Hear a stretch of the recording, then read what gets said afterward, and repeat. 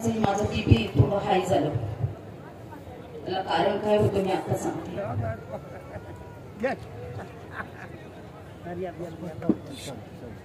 गेल्या वेळेस दादांबद्दल काय सांगू तुम्हाला. आता सगळेजण म्हणतात सीमाताई तुमचा त्याग खरा त्याग तर शरद दादांचा आहे.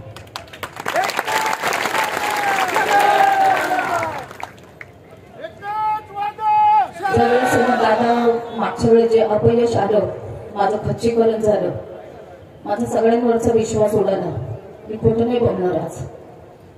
पण मगाशी एवढी आलोट गर्दी.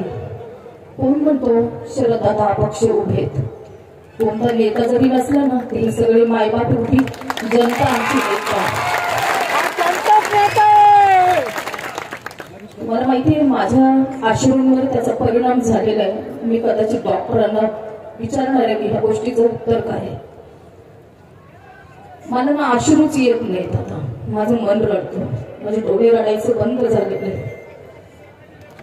आज 2005 पासून हा जो संघर्ष चालू आहे दादांचा, तो तुम्हाला कोणालाच माहित नाही. पण ह्यावर पुस्तक लिहिलं जाणार आहे हे पण मी तुम्हाला सांगते. एक काय असो ध्येय वेडा माणूस, मी त्याच्याबरोबर माझं आयुष्य जगलेली आहे. मायबाप जनतेवर एवढं प्रेम, एवढा विश्वास आज खऱ्या अर्थाने मला इथे बघायला मिळालंय. आणि खरंच ही विजयाची सभा आहे असंच मी म्हणेन. गेल्या वेळेस दादा येणार होते निवडून, तुम्हाला माहित नाही, जरा पण कल्पना नव्हती आम्हाला असं काही घडेल म्हणून. मी ओतूरला एकटीच राहत होते. इथे सोसायटीचं मला नाव नाही आठवते.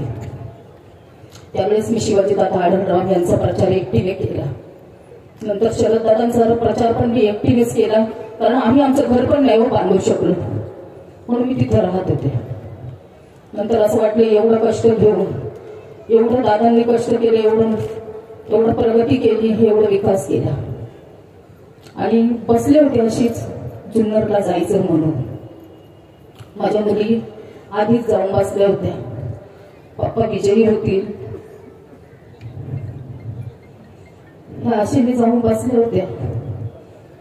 मी देवाची प्रार्थना करत होते आणि दादांना मी म्हटलं आता मी जाणार आहे जुन्नरला.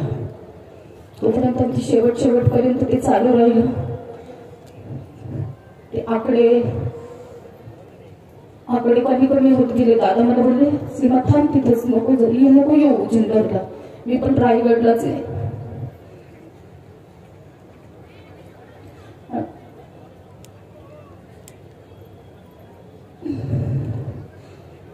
नंतर ते अपयश बघून